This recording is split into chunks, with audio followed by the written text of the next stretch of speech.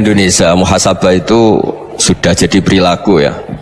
Karena dulu orang tua saya, guru-guru saya kalau ngandani itu, bayangkan kalau kamu jadi dia ya. Jadi misalnya kita mentang-mentang atasan, otoriter sama bawahan, bayangkan kalau kamu jadi yang bawahan itu kayak apa. Laukun tamakanah, kalau orang Arab bilang, bayangkan kalau kamu di posisi dia. Makanya guyonannya orang-orang Indonesia itu kan orang ngaramkan judi gitu, bareng dikasih tahu, tapi yang menang anak jenengan, alhamdulillah. Ternyata ngaramkan itu karena ada anaknya, kalau anaknya yang menang ya seneng. Meskipun itu guyonan, tapi saya punya padanan itu dalam kitab Hikam. Nabi Ibrahim itu Khalilur Rahman, tentu bencinya minta ampun sama yang namanya maksiat. Suatu saat beliau diterbangkan di alam malakut. Itu kalau di Hikam saya halaman 15 juga. Saya masih ingat betul. Mungkin kalau Anda beda halaman karena beda cetakan, atau nggak punya kitabnya, atau punya tapi tidak bisa baca. Nah itu jadi berbagai kemungkinan. Atau punya tidak bisa baca tapi dianggap jimat. Atau digo pencitraan, banyak itu kaji-kaji tidak bisa baca kitab tapi di ruang tamunya kitabnya besar-besar. Pencitraan itu, tapi ya bagus lah, nggak apa-apa untuk syiar. Setelah diterbangkan di alam malakut, diperlihatkan sama Allah, ada orang pezina, ada orang syaribul khomri, ada orang mabuk, ada orang macam-macam. Allah tanya sama Nabi Ibrahim, bagaimana pendapat kamu Ibrahim tentang mereka yang maksiat? Kata Nabi Ibrahim, ya Allah, habisi saja mereka, mereka hidup di bumi engkau, makan rezeki engkau, kemudian mereka tidak taat sama engkau. Singkat cerita di fase itu, saya ulang lagi, di fase itu Allah nurutin sampai sekian peristiwa, mungkin 3 atau 4. Sudah setelah sekian tahun Nabi Ibrahim lupa peristiwa itu, kemudian beliau diminta menyembelih anaknya. Ini versi kitab Hikam. Memang versinya banyak tentang kenapa Nabi Ibrahim disuruh menyembelih anaknya. Ketika mau menyembelih anaknya, Nabi Ibrahim ragu. Huwa samratu fuadi, anak saya ini buah hati saya, kenapa engkau suruh menyembelih? Terus kata Allah, apa kamu tidak ingat ketika kamu saya angkat di alam malakut, kemudian kamu usul bunuh-bunuh, saya tidak mempertimbangkan usul anda, tapi kenapa sekarang saya merintahkan kamu mikir gitu? Terus ya karena ini anak saya ya Allah. Terus kata Allah, rumang samu wong sumpukon mata ini gak gawean kau sing gawe kowe enak wae usul mata ini. Jadi sebenarnya saya yang bikin, kemudian anda enak aja usul membunuh. Semenjak itu Nabi Ibrahim itu di eranya itu asfaqun nas, orang paling sayang sama manusia. Karena kadang kita keras itu ya kebetulan itu udah anak kita, ada keluarga kita. Cara orang Jawa itu kan gitu ya, kalau ada perempuan terus macak yang macam-macam pakai sepeda motor cowok, terus wah itu luput suwuk, semoga-moga gini. Tapi setelah dikasih tahu, niku ponakane jenengan, semoga-moga selamat. Jadi jangan-jangan kemarin ahli ma'asi itu kebetulan itu tidak keluarga kita. Kalau keluarga kita yang pernah salah pada kita, semangat kita mintakan maaf. Jangan-jangan kita didikte hukum sosial gitu. Jadi orang yang salah kebetulan itu orang yang menservis kita, atau keluarga kita, atau orang dekat kita. Jangan-jangan semangat kita mintakan ampun. Tapi kalau sama orang lain kebetulan musuh kita semangatnya minta itu kena adab. Nah ini yang nggak boleh dalam Islam. Islam mengajarkan niru Rasulullah SAW, Nabi itu rahmatal lil alamin. Bahkan kemarin saya ngaji virtual sama beberapa habaib, ada Habib Ali Al-Jufri dari Mesir, ya. Ada Habib Alwi dari Kuitang, ada Habib Nabil Al-Musawa.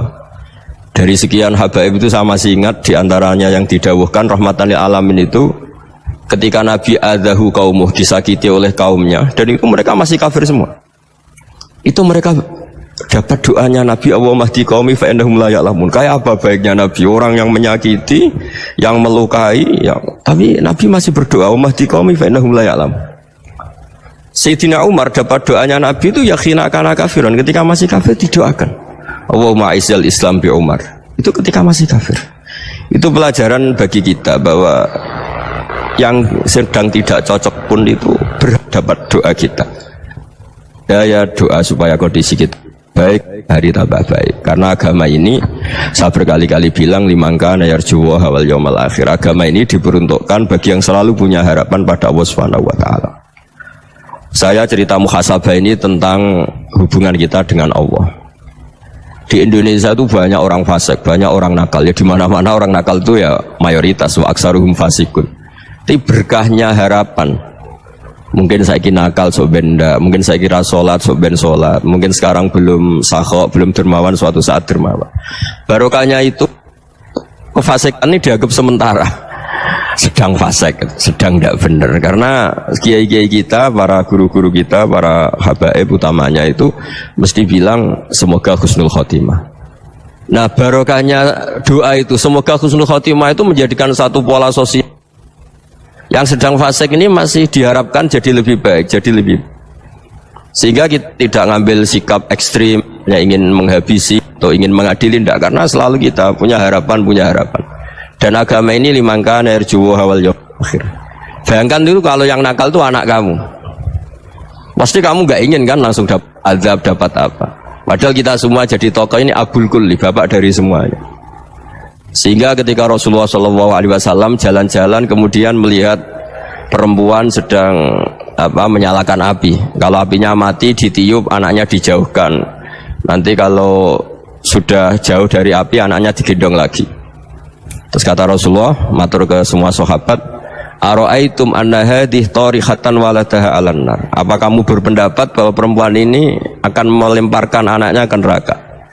Tidak ya Rasulullah. Tidak akan seorang ibu melemparkan anaknya ke api.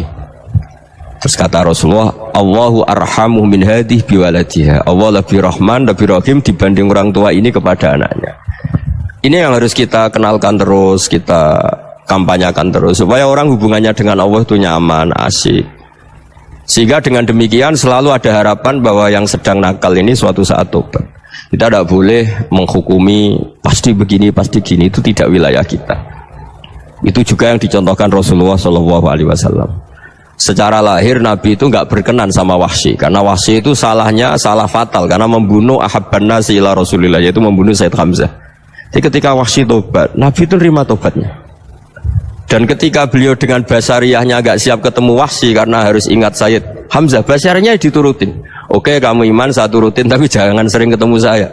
Karena kalau ketemu kamu saya masih ingat sama paman saya Sayyid Hamzah. Kita bisa ngelola seperti itu. Kita tidak cocok sama orang, bagaimanapun mereka umat Rasulullah SAW, kita tetap mencintai mereka. Misalnya kalau beda agama, mereka sama-sama orang Indonesia, kita mencintai mereka atas nama warga Indonesia. Tapi kalau misalnya potongannya ora cocok, beda kultur, bawaannya itu mangkel no coro Jawa, ya bisa diilmoni, jangan ketemu. Wong sudah tidak cocok, ingin ketemu nyari solusi. Roh ini tok seneng itu kan ya repot itu. Ya sudah kalau nggak pati cocok ya jangan sering ketemu. Dan itu kita bisa memanage seperti itu tuh bisa. Saya berkali-kali cerita tentang Imam Syafi'i. Kalau dikasih tahu ya Imam Abu Abdillah, panggilannya Imam Syafi'i, tetangga anda ini ternyata banyak yang nggak senang anda. Jawabnya beliau senang. Ya bagus kalau nggak senang saya, ndak utang saya katanya. Jadi gara-gara saman seneng aku ngatur aku ini kan. Dan mungkin saman rasa seneng kan ya enak. Jadi hidup itu dianggap happy. Kalau seneng ya teman silaturahim, kalau nggak seneng ya gak bakal utang gitu kan. Baru kaya seneng itu gak ganggu gitu. Jadi dulu itu orang bisa ngelola seneng gak seneng itu bisa. Karena ada kearifan hubungan dengan Allah Subhanahu wa ta'ala. Hidupnya selesai karena masyghul bi dzikrillah, mereka sibuk dengan Allah. Makanya kata ulama-ulama tasawuf, kamu jangan melihat manusia perilakunya, tapi kamu juga harus ingat yang gerakkan semua itu Allah Subhanahu wa ta'ala. Dengan demikian kita farah, kita senang. Makanya Nabi kalau ngutus Anas bin Malik kemudian nggak kesampaian yang diinginkan karena Anas main, ketika garwa-garwani Nabi agak tersinggung, Nabi andaikan Allah menghendaki yang saya inginkan kesampaian, pasti itu kesampaian. Jadi dianggap kegagalan Anas nggak manggil yang dituju Nabi itu ya kersane Allah, ya enteng saja. Sayyidina Ali lebih parah lagi yang dialamin. Itu dalam-dalam beliau kalau dipanggil tuh nggak cepet-cepet ke sana. Ketika ditanya, kenapa kamu tak panggil gak cepat ke saya? Amin tu ukubatak. Karena aku tahu engkau orang baik. Orang baik itu pemaaf.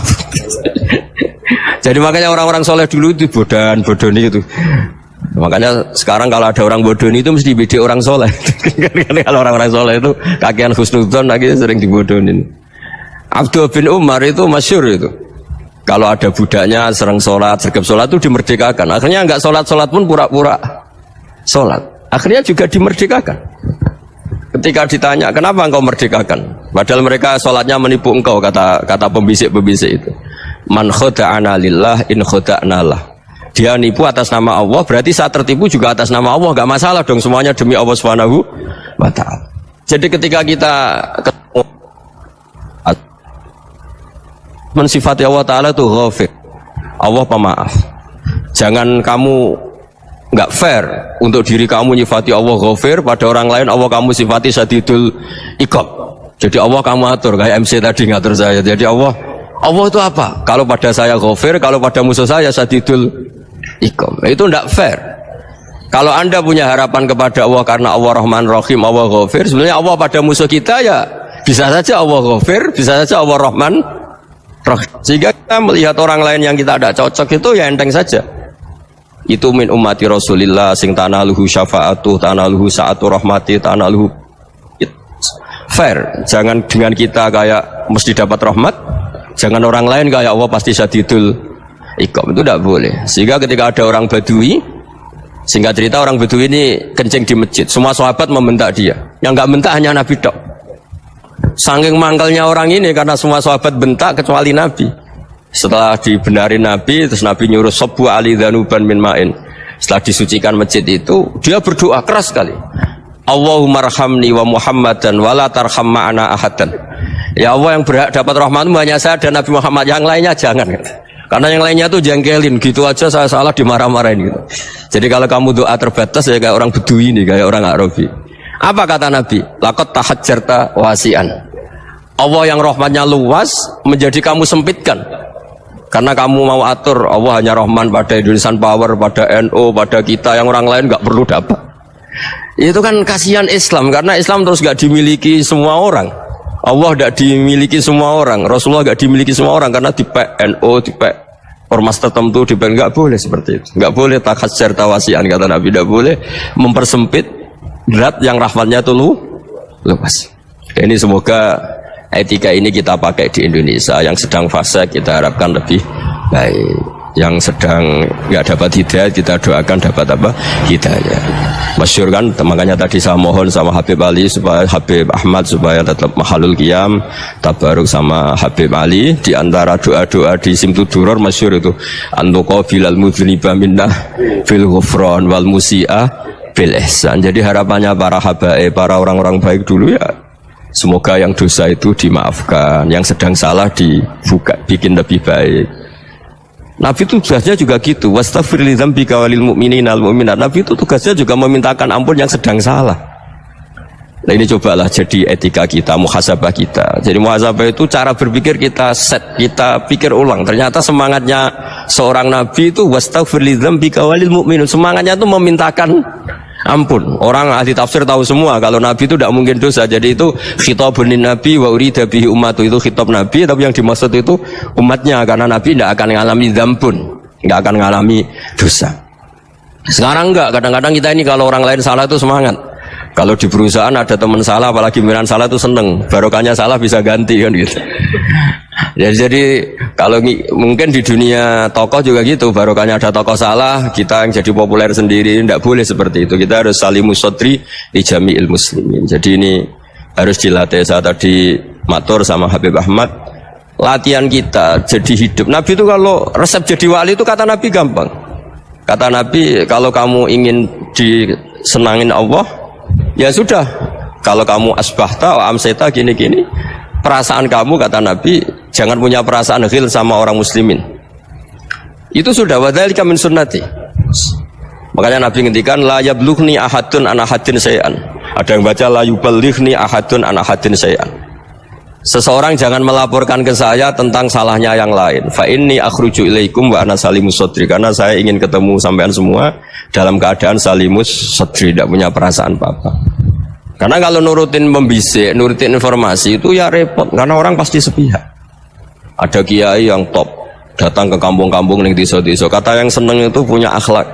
Wah itu bagus orang besar datang ke kampung-kampung.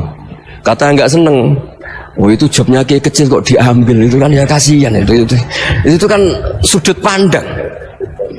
Makanya saya sering bilang, akal kita ini cukup untuk mentasdik Rasulullah Shallallahu Alaihi Wasallam. Meskipun perasaan kita kadang orang Jawa itu beda. Saya berkali-kali bilang sama peneliti dari Jogja, kenapa sih Gus para nabi itu kok poligami istrinya banyak? Nabi Dawud katanya itu berapa itu, Nabi Sulaiman malah jumlahnya agak terbatasin. Nabi Muhammad itu paling sedikit. Saya tanya gini, perempuan itu orang lemah, jadi kalau nolong orang satu gimana baik, kalau nolong orang dua ya lebih baik, ya sudah kira-kira seperti itu. Paling tidak akal kita masih tahu kalau orang baik itu kan mesti baik, nolong orang satu baik, nolong orang dua ya lebih baik, nolong orang tiga lebih baik. Tapi kalau kamu orang nggak baik, satu saja kamu terlantarin, kamu miskinkan, kamu ya tinggal diukur kan, kalau orang baik nambah baik, tapi kalau orang buruk tambah buruk. Nah itu akal kita bisa menganalisis kenapa sih nikah itu ada yang poligami, ada yang enggak. Sudah ukur saja diri kamu. Misalnya kayak saya elek keriting, rabi terus, memperbanyak wong elek, orang perilaku netok, raine dadi elek kabeh gitu. Tapi nak kowe iku ganteng, alim, ganteng, sugih, anake ganteng-ganteng, berhubung kowe saleh ahli swarga kabeh, mertua yo bangga karena karir kamu meyakinkan. Ini mertua kamu aja enggak bangga mau nambah. Ipar enggak bangga, mertua enggak bangga, desa kamu yang kamu wayai juga gak beda dengan Nabi ketika nikah Juwairiyah itu nggak ada pernikahan sebarokah Nabi dengan Juwairiyah itu asharu Rasulillah. Di situ habis perang banyak tawanan, gara-gara jadi besanya Nabi langsung dibebaskan semua karena asharu Rasulillah. Sekarang besanya Kanjeng Nabi. Dulu Abu Sufyan mangkalnya bukan main sama Nabi, gara-gara putrinya dinikah terus langsung jadi. Nah, kalau kamu kan enggak, nikah satu, nikah lagi, satu kampung musuh kamu. Karena istri pertama ya cemburu, yang kedua agak bangga. Oh itu selesai itu dunia wal akhirah. Maksud saya nganalisis Islam itu harus pakai akal. Dan akal yang dipakai ini saya bawa ke kitab Ihya adalah pikiran-pikiran para ulama. Makanya ketika Imam Ghazali ketika ditanya fakaifa bi muslimin fasikin asawaha fi jami'i amri, kalau kalian ketemu orang fasik, orang Islam tapi fasik, perilakunya nggak ada yang benar. Kata Imam Ghazali jawabnya lucu, aneh. Ma min muslimin illa wa islamuhu ta'ah. Tidak ada orang Islam kecuali dia mau Islam, membenarkan Allah dan Rasul itu sudah taatnya dia.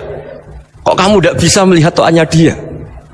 Dia pikirannya kan ini pemabuk, ini tukang apa. Tapi kata Imam Ghazali, sebenarnya kamu masih bisa berpikir positif. Ma min muslimin illa wa islamuhu ta'ah. Tidak ada seseorang Islam ketika dia milik Islam itu pasti ada taatnya, yaitu tasdik pada Allah dan tasdik kepada Rasulullah Shallallahu Alaihi Wasallam. Jadi dengan pola seperti itu, maka di antara guru-guru kita yang modern ya di era Mbah Maimun, di sini ada Habib Ahmad, Habib Salim, syair yang sering dibaca beliau adalah ada orang munajat sama Allah. Ini cerita munajat.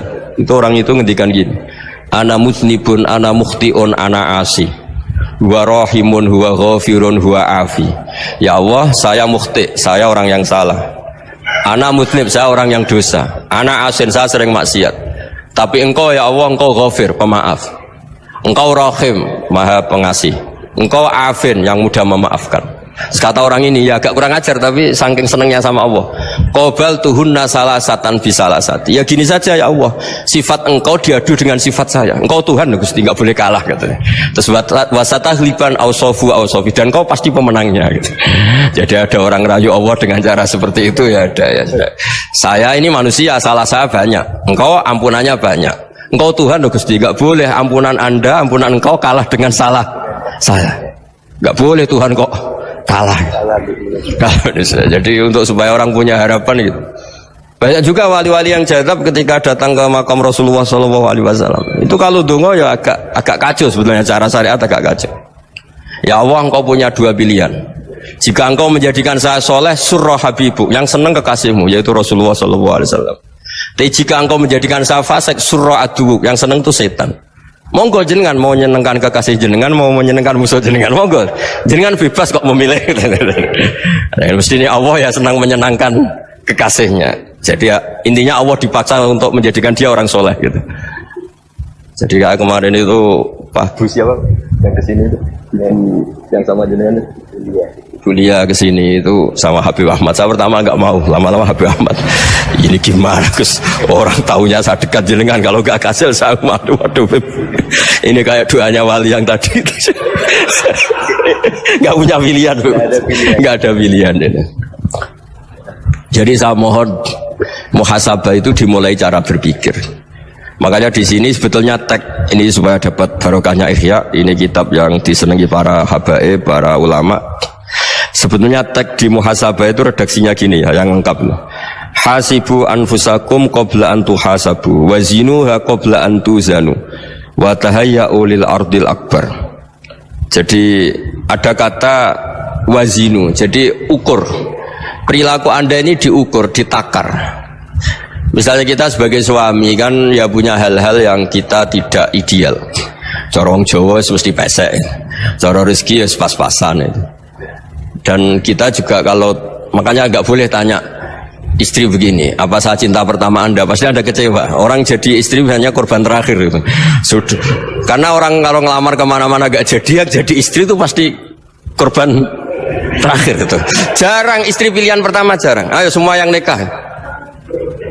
Rata-rata itu pilihan Anda pertama Pak, dari sekian ditolak di mana-mana terus. Ya perempuan terakhir. Kamu juga korban terakhir gitu. Itu wali-wali dulu kalau ngandani kita itu sederhana. Antal ini masyhur diceritakan Habib Zain bin Sumit dalam kitab Al-Manhajus Sawi. Antalam tajid min nafsika kullama turid. Fa kaifa turidu min ghairika kullama turid. Kamu yang ingin ideal saja kamu tidak menemukan pada diri kamu untuk menjadi ideal. Kamu kan ingin ganteng, ingin punya uang banyak, ingin perilaku Anda sempurna. Anda saja yang punya keinginan tidak bisa mewujudkan keinginan Anda sendiri. Fakifa turidu min ghairika ma turid. Jadi antalam tajid min nafsika kullama turid. Fakifa turidu min ghairika kullama turid. Kamu yang punya keinginan saja. Misalnya saya ingin punya uang banyak, perilaku saya selalu benar, gak pernah salah. Loh, saya yang ingin saja dengan diri saya gak bisa untuk benar terus. Kok kamu berharap orang lain selalu benar? Jadi antalam tajid ya sama. Kalau kamu menuntut istri kamu itu ramah, neriman, apa kamu neriman sama wajah istri Anda gitu? Engko yo pola ning dindi jajaki sana jajaki sini, kamu sendiri ndak pernah apa.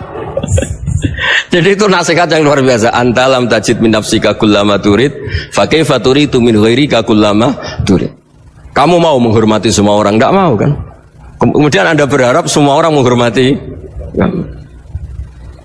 Kamu tidak ingin kan orang lain semua menghujat kamu. Sementara kamu enak aja menghujat orang lain. Makanya Rasulullah SAW itu luar biasa ketika bikin kaidah sosial.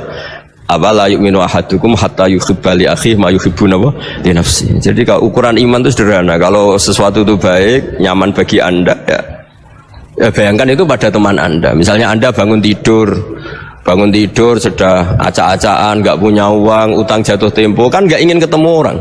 Ya kamu jangan bertamu ke jenis ini karena dengan kamu yang alami juga nggak siap ketemu orang. Makanya ada Habib Alim itu dilapuri sama seseorang. Beb, dulu teman saya itu ketika saya kaya itu sering main ke saya. Setelah saya miskin, mereka tidak main ke saya. Kata Habib itu bagus, sunau begitu itu bagus. Coba kalau kamu dulu kaya, teman kamu main kan kamu gaya, di rumah ada makanan, bisa hormat tamu. Setelah kamu miskin jadi buruh manol di pasar atau buruh bikin boto, teman kamu datang, malu enggak kamu? Mendingan enggak datang gitu. Akhirnya baru, oh ya alhamdulillah kalau gitu. Loh ya kan dulu teman kita datang, kita ada Alphard, istri cantik, rumah bagus. Lah kita miskin, buruhnya orang pas dibentak-bentak, teman kamu udah datang. Milih datang apa enggak kalau setelah kamu jatuh? Enggak kan? Jadi barokahnya ilmu itu terus. Ya, tapi kadang-kadang orang loh, wah setelah saya miskin teman-teman enggak kasih ke sini. Ya kalau kamu sudah jatuh, teman-teman kamu di situ jadi tontonan. Ya mulai sekarang cara berpikir itu dirubah. Dulu yang namanya kiai itu kalau diundang orang itu ya agak-agak senang. Semenjak saya itu agak rubah. Mengundang kiai, ngatur kiai itu tak haram-haramkan ya ada lumayan lah, sekarang itu sudah mulai agak beretika. Dulu itu ngundang tuh tanggalnya ditentukan, jamnya ditentukan. Enggak mikir apa kiai saat itu nganggur, enggak. Punya wadifah, enggak. Dia milih tanggal yang dia nganggur, enggak mikir pas itu kiainya nganggur apa, enggak. Ya saya hanya cerita aja, kamu tersinggung ya monggo, boten nggih monggo itu kan. Jadi saya mohonlah supaya tadi saya juga matur ke Habib Ahmad. Jadi untuk orang merasa ikut sunnah Rasul itu gampang sekali kata Sayyid Muhammad. Dulu Nabi berpakaian ala daerahnya. Kalau mikot ya pakai mikotu baladi. Karena Nabi orang Madinah dan beliau berdomisili di Madinah, ya misalnya mikotnya dari Bir Ali misalnya. Tapi kalau Anda orang kawasan Tanim mau umrah ya dari Tanim, misalnya kawasan Jirona ya dari Jirona. Artinya apa? Kamu ngambil mikot karena Nabi mikot misalnya dari Bir Ali, bukan berarti kamu harus seperti Nabi di Bir Ali, kamu orang Mekah, misalnya kamu orang Tanim, orang ya harus dari mikot itu apa? Baladi. Sama, makanya di fikih-fikih itu kalau teknik anak, Nabi orang Arab, halawiyatnya kurma ya kurma. Kalau orang Jawa sedegan, semua podo-podo. Ya, podo-podo manis. Jadi ini tabaruk sama Sayyid Muhammad, ini ada murid beliau, Habib Ahmad, sahabatnya. Supaya orang itu merasa ikut Nabi itu gampang sekali. Ini saya baca di halaman tadi disaksikan Habib Ahmad 433 di kitab apa begini? Manhajus Salaf fi Fahmin Nusus. Itu kata Sayyid Muhammad, wa kanat sunnatu Rasulillah annahu yat'amu ma yajiduhu fi ardi wa yalbasu ma yajidu wa yarkabu ma yajidu mimma abahu Allah taala. Fa man istamala ma yajidu fi ardi fa huwa al-muttabi' lis sunnah. Kama anau hajjal baita min madinati, faman hajjal baita min madinati nafsi fa huwa al-muttabi' li sunnah wa illam takun hadhil madinatu tilka. Jadi intinya misalnya Nabi dulu itu ngasih sedekah kepada fakir miskin ya pakai dinar, dirham. Ya kalau orang misalnya sedekah pakai rupiah ya sudah ikut sunnah Nabi. Jangan lu Nabi pakai dinar loh, kamu kok pakai rupiah. Dulu dinarnya Nabi tidak ada tulisannya Bank Indonesia, kamu ada tulisannya Bank. Ya tidak ada seperti itu. Ya jadi misalnya Nabi sedekah pakai tamar atau pakai al-aqid, ya kita pakai beras, pakai apa, supaya orang tuh bahwa Rasulullah itu milik kafatal linnas, milik semuanya, sehingga merasa ikut sunnah Nabi itu ya semuanya. Makanya dulu Mbah Mun kalau motivasi saya supaya bombong, kalau orang Jawa bilang bombong, wong Jawa itu mesti ono wong alim. Beliau menyontohkan mas itu Mbah Fadol, Senori, Mbah Ihsan Jambes, itu bisa ngarang-ngarang kitab luar biasa, padahal beliau bukan orang Arab. Imam Sibawai itu orang Persia, Imam Ghazali orang Tos itu juga ikut Persia. Kata Imam Mun, wong sing ora Arab lah mesti untuk jatah alim, kata beliau. Karena Nabi itu diutus kafatal linnas. Nah ini kalau orang yang alim itu Arab tok, berarti tidak ada perwakilan dari Afrika, dari Asia Tenggara, dari mana-mana. Makanya karena Nabi statusnya itu kafatal linnas. Jadi kita harus bangga sebagai Muslim, sebagai orang Indonesia, karena misalnya Wali Kutub dulu terkenalnya hanya ada di Yaman, di mana. Ternyata pernah ada juga di Indonesia, dan seperti Habib Abu Bakar Segaf Gresik. Jadi ya artinya kan tetap orang Indonesia, meskipun beliau zuriyah Rasul kan ya sudah orang apa? Orang Indonesia. Zuriyahnya Habib Ali Simtuduror sekarang di Solo. Jadi Indonesia juga dapat Alawin banyak, dari Sadatin Al-Alawin juga banyak. Jadi saya mohon barokahnya ngaji seperti ini. Melihat orang lain tuh gampang, bayangkan tuh kalau anak kamu. Makanya Nabi nanti kalau nggak percaya lihat di Hikam nomor 15 di kitab saya itu. Di situ dijelaskan oleh Hikam, jangan-jangan semangat Anda pada orang yang maksiat, pada orang yang keliru supaya dihukum itu karena kebetulan itu udah anak Anda, itu udah keluarga Anda. Coba kalau itu keluarga Anda. Makanya kalau saya guyonan di Jogja itu ada pembantu mecahkan piring terus dimarahi majikannya, saya mesti guyon gitu. Pasti itu pembantunya tidak cantik. Kok bisa Gus? Andai kan cantik dan kamu senang mecahno piring satu, piring 1000 ora iso ngamuk kowe. Ternyata ngamuknya itu karena mecahkan piring apa karena plus tidak cantik? Coba jawab para lelaki ini. Kamu marah sama orang maksiat tuh karena maksiat, karena plus itu udah anak Anda. Bayangkan kalau itu anak Anda. Itu hebatnya Rasulullah SAW. Karena kita yang salah pun kadung umatnya, Nabi tetap ngasih fasilitas syafaati li ahlil kabair min ummati. Kayak apa baiknya Nabi? Nggak ikut maksiat tapi ikut fasilitasi ngasih syafaat. Loh kalau li ahlil ibadah kan wajar, Nabi ketika ini syafaati li ahlil kabair min ummati. Ya karena tadi logika yang dibangun Rasulullah itu logika yang luar biasa. Kita semangat orang lain kena hukuman itu karena kita tidak punya ra'fah, tidak punya rahmah. Coba kalau Rasulullah yang bil mukminina raufur rahim, semangatnya itu mendoakan supaya tobat, mendoakan diampuni. Dan itu juga yang diperintahkan oleh Allah Subhanahu wa taala, wastaghfir li dzambika walil mu'minina wal mu'minat. Ya semoga barokahnya ngaji ini, barokahnya Habib Ahmad, barokahnya Maulid Simtuduror, barokahnya semua kitab Madaih, Tiba Berjanji semuanya, barokahnya Ikhya, barokahnya Said Muhammad, barokahnya guru kita semua Mbah Maimun, bapak saya. Kita ini ngikuti manhaj, ya, ngikuti apa? Manhaj. Saya sering didhawuhi Mbah Mun, kenapa ihdinas siratal mustaqim bukan siratoka, bukan jalan engkau ya Allah? Karena Allah itu nggak bisa kamu tiru. Allah itu tidak tidur, tidak makan, tidak kesel, tidak capek.